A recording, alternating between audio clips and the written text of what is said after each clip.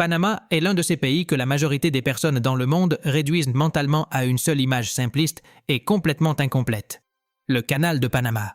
Et oui, le canal de Panama est l'une des œuvres d'ingénierie les plus impressionnantes que l'humanité ait jamais construites. Mais s'en tenir uniquement au canal pour définir la géographie panaméenne, c'est comme s'en tenir uniquement à la Tour Eiffel pour définir toute la France ou aux pyramides pour définir tout l'Égypte. C'est une simplification absurde qui occulte la réalité bien plus fascinante d'un territoire qui contient une quantité étonnante de données géographiques que l'immense majorité des Panaméens eux-mêmes ignorent complètement. Panama est le pays le plus étroit du continent américain, le pont géographique qui connecte deux masses continentales énormes, le foyer de plus d'espèces d'oiseaux que toute l'Europe réunie dans un territoire qui tient dans un seul État brésilien, et un lieu où se produisent des phénomènes naturels si uniques que les scientifiques internationaux le considèrent comme l'un des laboratoires géographiques les plus importants de la planète entière. Laissez votre like, abonnez-vous et partagez. Commençons.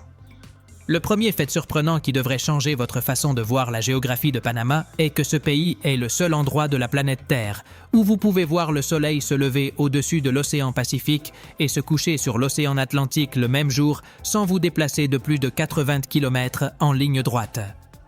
Ce phénomène extraordinaire et absolument unique au monde est possible grâce à l'orientation diagonale de la bande territoriale panaméenne qui s'étend du sud-est au nord-ouest au lieu de l'est-ouest comme la plupart l'imaginent, et grâce à l'étroitesse extrême de l'isthme qui, en son point le plus étroit, mesure à peine 48 km entre les côtes du Pacifique et des Caraïbes, faisant de Panama le pays le plus étroit de toute l'Amérique continentale.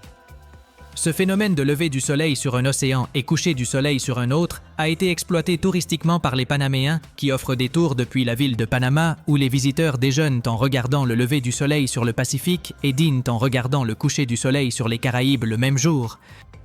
Quelque chose qui ne peut être fait dans aucun autre endroit de la planète, car il n'existe pas d'autre isthme avec une étroitesse comparable et qui connecte deux océans de manière aussi extrême que le fait l'isthme panaméen en son point le plus étroit et géographiquement extraordinaire. Le deuxième fait qui démontre l'extraordinaire richesse géographique de Panama est que ce petit pays centra-américain possède plus d'espèces d'oiseaux enregistrées que toute l'Europe continentale entière,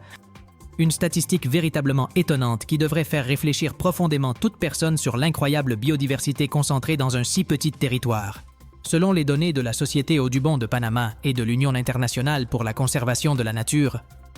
Panama abrite 1200 espèces d'oiseaux documentées, tandis que toute l'Europe continentale avec tous ces pays combinés n'en enregistre qu'à peine 900.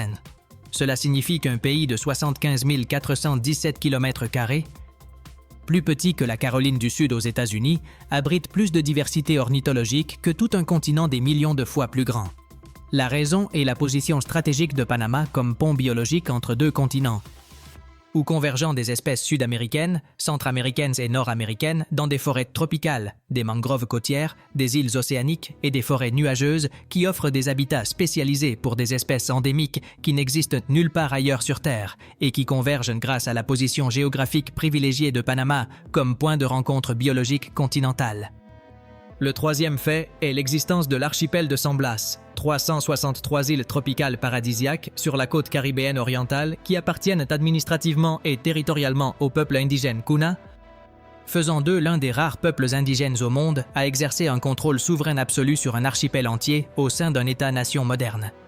Beaucoup de ces îles sont si petites qu'on les parcourt à pied en moins de 10 minutes. Et certaines disparaissent littéralement sous les eaux pendant les marées hautes pour réapparaître lorsque le niveau descend, un phénomène d'apparition et de disparition insulaire documenté par les océanographes de l'Institut Smithsonian de recherche tropicale. Les Kuna ont gouverné de manière autonome leurs îles depuis 1925, quand ils se sont rebellés contre le gouvernement panaméen et ont obtenu un statut d'autonomie territoriale unique dans toute l'Amérique latine,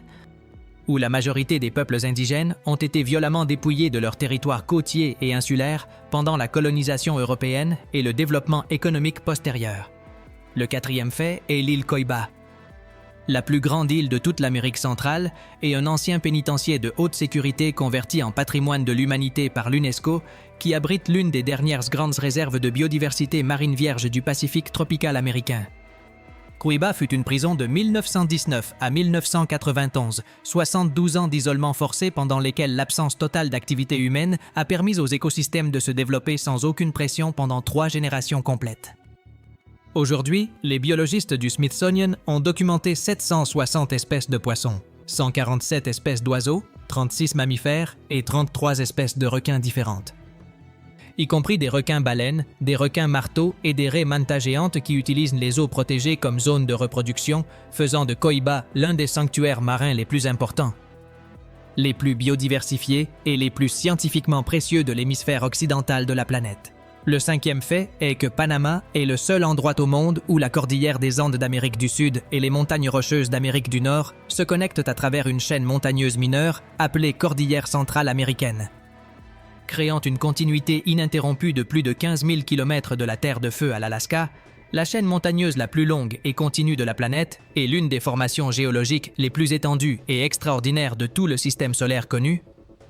visible même depuis l'espace extérieur avec les instruments de la Station spatiale internationale. Sans Panama comme maillon, les deux Amériques seraient des continents séparés comme elles l'étaient il y a 3 millions d'années, avant que les plaques tectoniques n'élèvent l'isthme depuis le fond de la mer,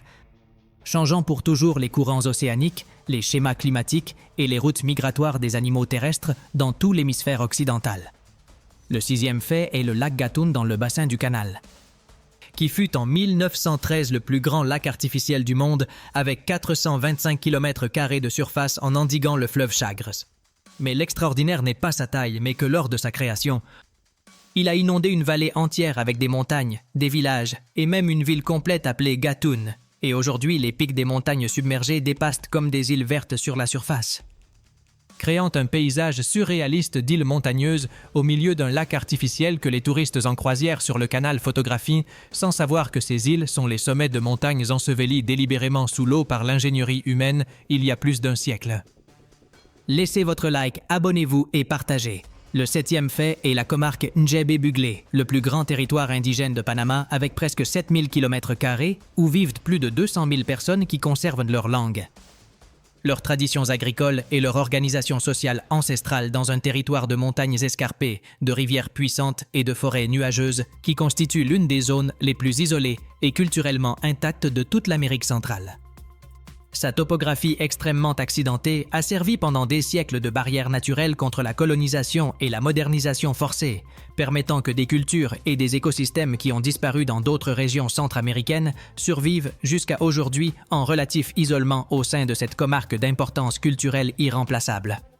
Le huitième fait est le Parc naturel métropolitain de Panama, une forêt tropicale humide de 265 hectares dans les limites de la ville de Panama, à 15 minutes en voiture du centre financier,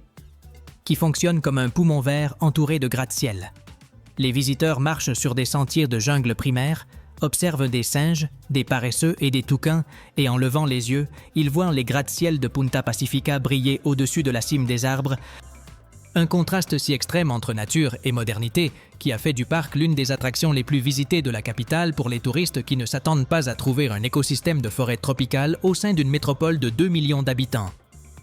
Le neuvième fait est l'île Escudo de Veraguas, à peine 430 hectares à 17 km de la côte caribéenne, foyer du paresseux nain pygmée le plus rare et menacé du monde. Ce paresseux a évolué de manière isolée pendant des milliers d'années jusqu'à se réduire à un tiers de la taille continentale. Un exemple extraordinaire de nanisme insulaire que les biologistes évolutifs considèrent comme un cas d'étude fondamentale. Sa population estimée est d'à peine 800 individus à l'état sauvage, classés comme espèces en danger critique, et son existence exclusive sur cette minuscule île démontre que la géographie panaméenne crée des micro-habitats, où l'évolution produit des formes de vie uniques et irremplaçables qui n'existent nulle part ailleurs sur la planète. Le dixième fait est la différence extrême de marée entre les deux océans panaméens. Dans le Pacifique, les marées varient jusqu'à 6 mètres entre hautes et basses, laissant à découvert d'énormes étendues de fond marin avec des crabes et des étoiles de mer, tandis que dans les Caraïbes, la différence est d'à peine 60 cm, moins d'1 mètre, permettant le développement stable de récifs coralliens et de prairies marines. Cette différence si radicale séparée par seulement 80 km de terre a obligé les ingénieurs du canal à concevoir un système d'écluses qui compenserait l'écart, créant un escalier d'eau douce qui transporte les bateaux entre océans en utilisant seulement la gravité et l'eau du lac Gatun sans pompe mécanique. Le 11e fait est le volcan Barú dans la cordillère de Talamanca. le point le plus haut de toute l'Amérique centrale avec 3474 mètres d'altitude est le seul endroit d'Amérique centrale où l'on peut voir simultanément le Pacifique et les Caraïbes depuis un même sommet par temps clair.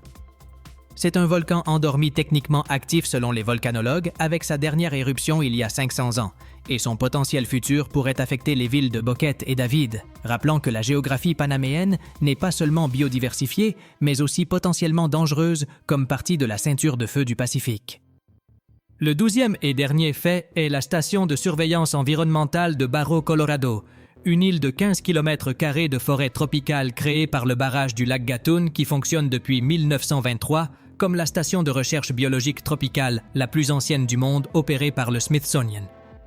Pendant un siècle, plus de 3000 scientifiques ont produit 2500 articles scientifiques qui ont contribué fondamentalement à la compréhension des écosystèmes tropicaux, de la biodiversité et du changement climatique. Le fait que Panama abrite la station de recherche tropicale la plus importante de la planète démontre que son importance géographique transcende le canal et s'étend au cœur de la science écologique moderne dont toute l'humanité a besoin pour protéger les écosystèmes tropicaux de la planète Terre. Laissez votre like, abonnez-vous et partagez. À la prochaine!